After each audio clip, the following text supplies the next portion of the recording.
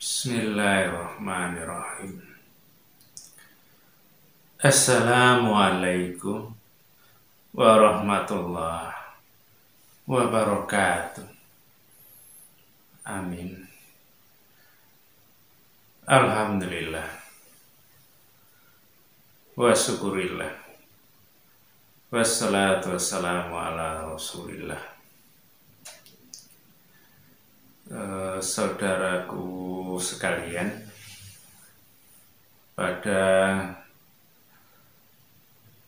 tema kali ini yang ingin saya sampaikan adalah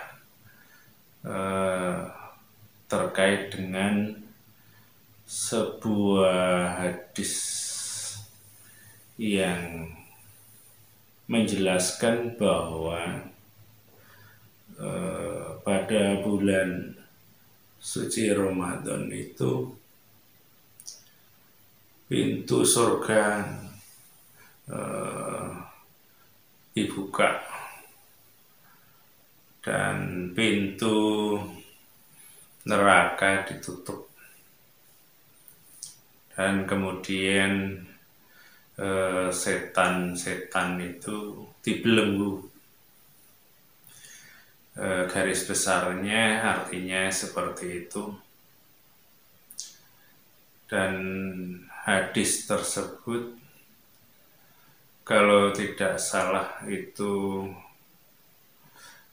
hanya menggambarkan atau kiasan, bukan dalam arti yang sebenarnya,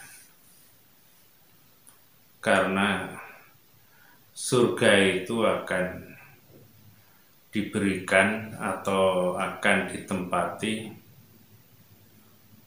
untuk orang-orang yang beriman dan bertakwa nantinya kalau sudah habis kiamat, kemudian manusia dikumpulkan, kemudian dipisah mana yang beriman dan mana yang tidak. Yang beriman dan takwa insya Allah itulah yang nantinya akan masuk surga, dan yang sebaliknya yang juga nanti akan masuk neraka. Kira-kira seperti itu. Dan itu ya nanti untuk saat ini ya belum, insya Allah seperti itu. Dan kalaupun yang sudah meninggal juga dia menunggu di tempat tertentu atau di tempat penantian. Paling tidak kalau kita ingat hadis Rasulullah tentang Isra Mi'raj, bukankah Rasulullah itu ketika mau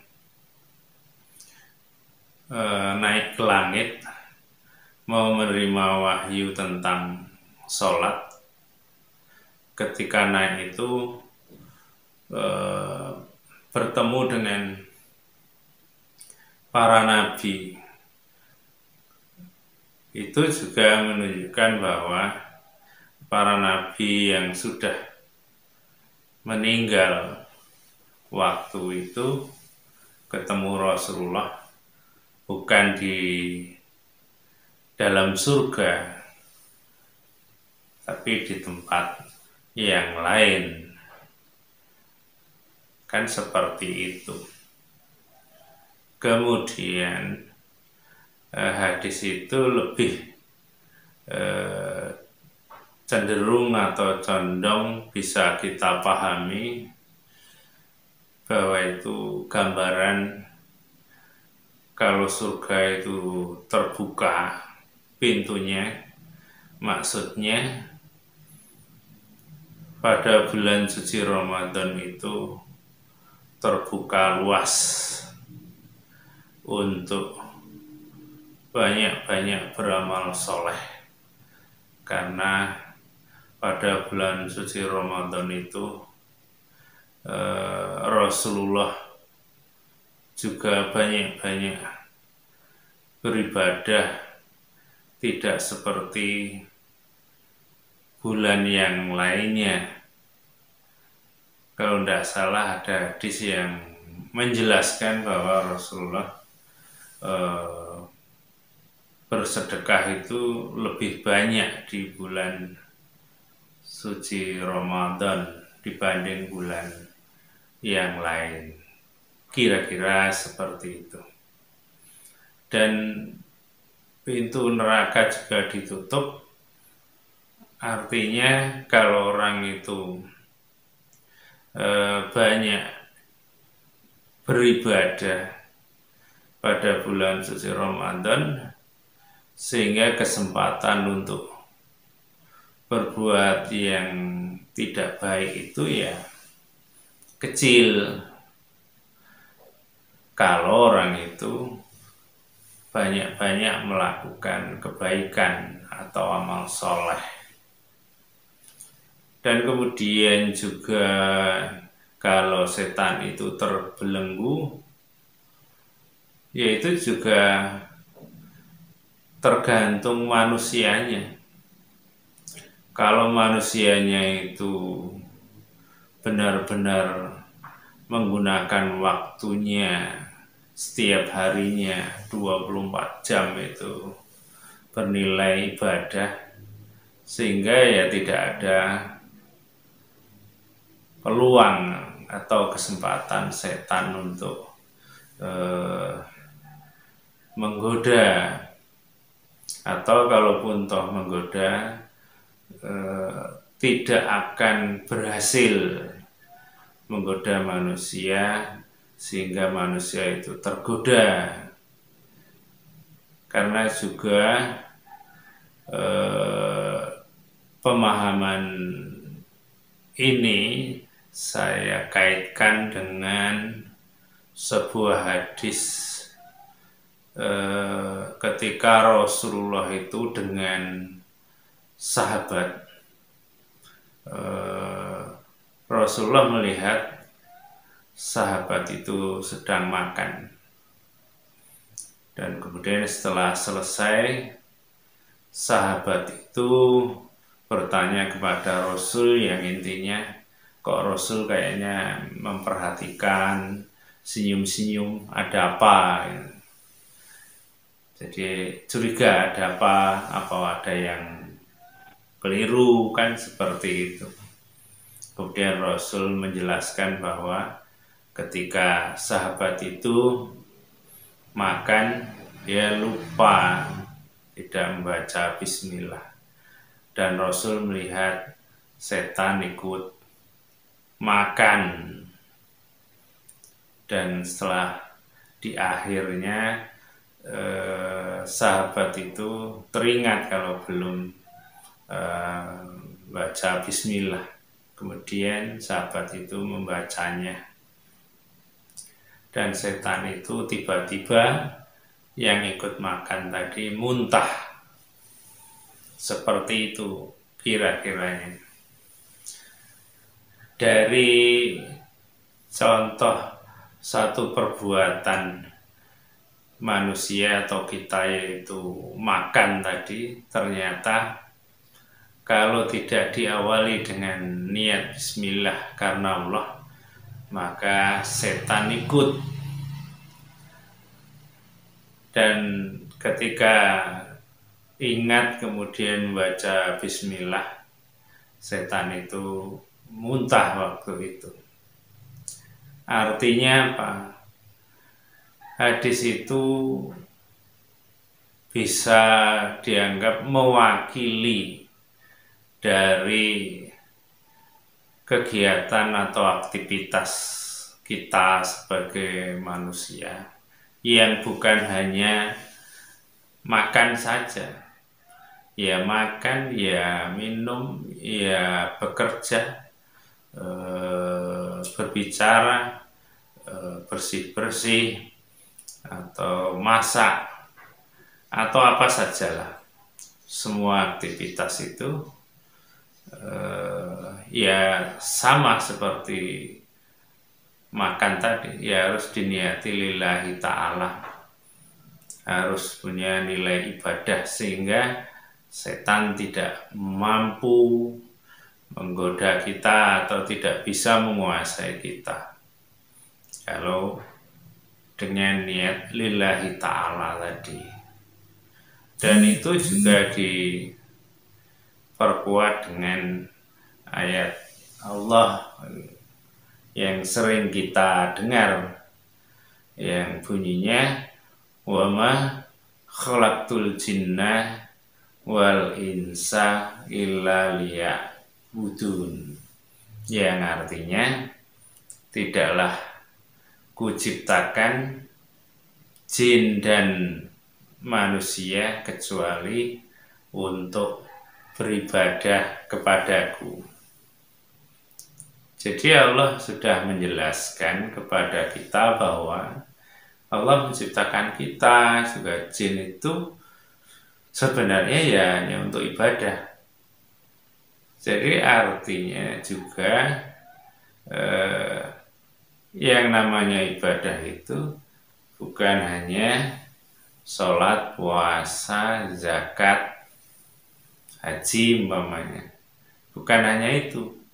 Ya semua aktivitas kita secara keseluruhan itu ya harus nilai ibadah, kan seperti itu.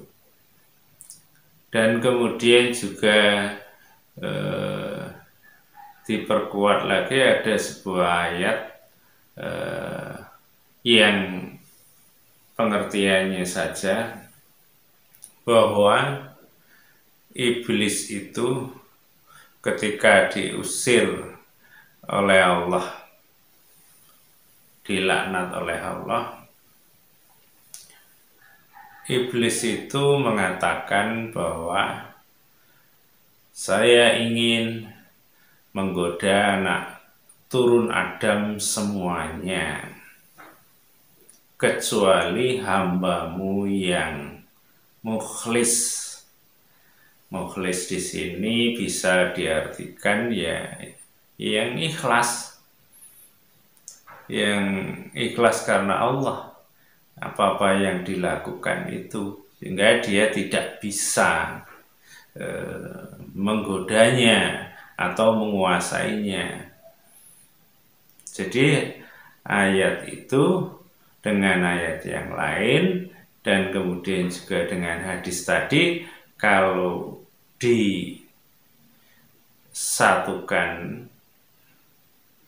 bisa kita pahami seperti itu, bahwa setan itu ya hanya satu itu yang dia tidak bisa menguasainya, menguasai kita manusia, yaitu yang ikhlas karena Allah.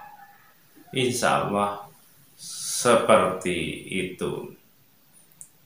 Kalau masalah setan itu tetap menggoda, iya, menggoda siapa saja. Tapi kan ada yang tergoda dan ada yang tidak. Bahkan juga di dalam surat Al-A'raf itu juga ada ayat yang menjelaskan bahwa orang yang beriman itu, orang yang takwa, ketika dia disentuh oleh setan, dia terasa. Dan itu insya Allah maksud terasa itu bukan berarti ketika ada setan yang menggoda di dalam dirinya, di dalam hati umpamanya, terus terasa kayak ada angin semilir atau bulu kuduknya berdiri, ya bukan seperti itu. Tapi terasa itu salah satunya ya seperti orang yang atau sahabat Nabi yang makan tadi, ketika dia tidak bismillah tadi, ingat deh, wah tadi belum bismillah, merasa bahwa itu salah, berarti lupa dengan baca bismillah tadi. Di situ merasa ada setan yang menggodanya, kan bisa seperti itu.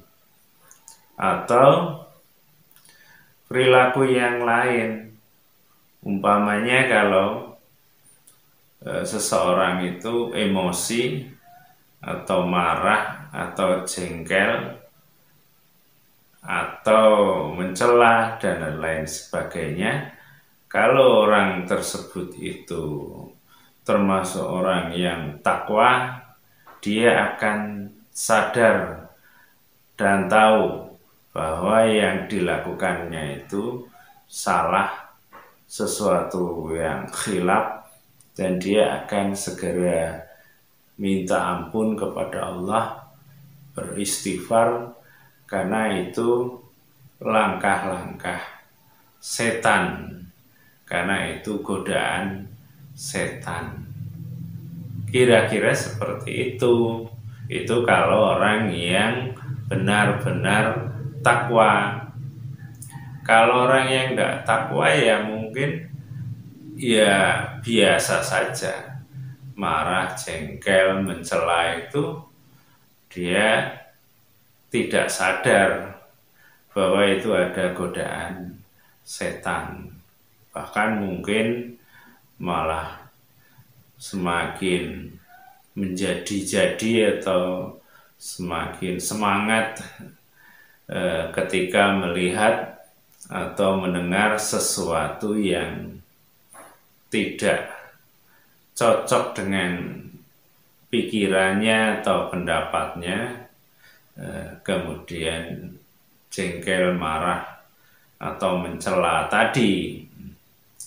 Nah, inilah yang harus kita ketahui, maka juga tidak heran kalau di dalam bulan suci Ramadan maksiat itu masih tetap saja berjalan, karena setannya juga bukan terbelenggu bagi orang-orang yang tetap mengerjakan perbuatan yang tidak baik. Insya Allah seperti itu.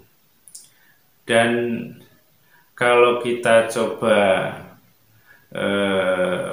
pahami juga, bukankah kalau kita di dalam bulan suci Ramadan itu umpamanya membaca Al-Quran, itu kan ada perintah di Al-Quran yang bunyinya fa'idza qara'tal Qur'an fasta'id billahi minasyaitonir rajim, yang artinya kalau kamu itu baca Al-Quran maka berlindunglah kepada Allah dari godaan setan yang terkutuk. Dan ketika kita atau saudara kita membaca Al-Quran di bulan suci Ramadan, bukankah diawali dengan bacaan A'udzubillahi minasyaitonirrajim? Dan itu belum pernah saya mendengar ada yang menyampaikan bahwa membaca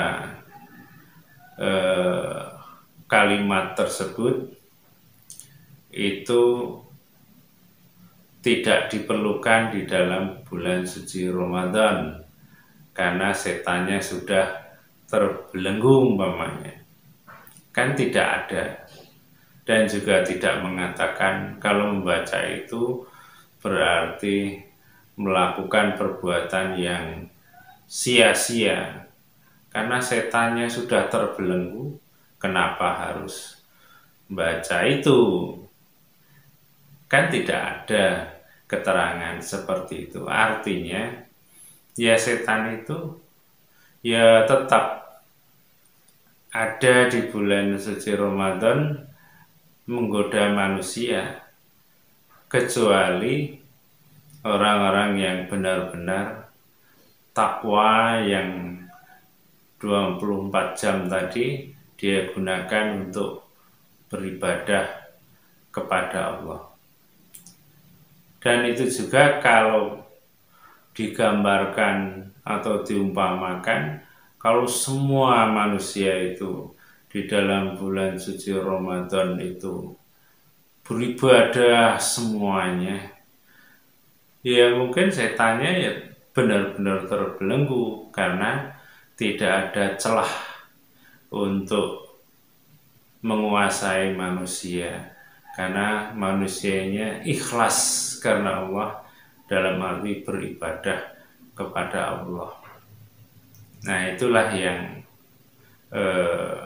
saya pahami seperti itu, dan ini mudah-mudahan menjadikan pengertian bagi kita bahwa surga dan neraka tadi juga sebagai kiasan agar kita banyak-banyak beramal, beribadah, dan kemudian juga setan itu agar ketika kita tahu maknanya seperti itu, ya kita tidak terus santai-santai merasa tidak ada setan yang mengganggu.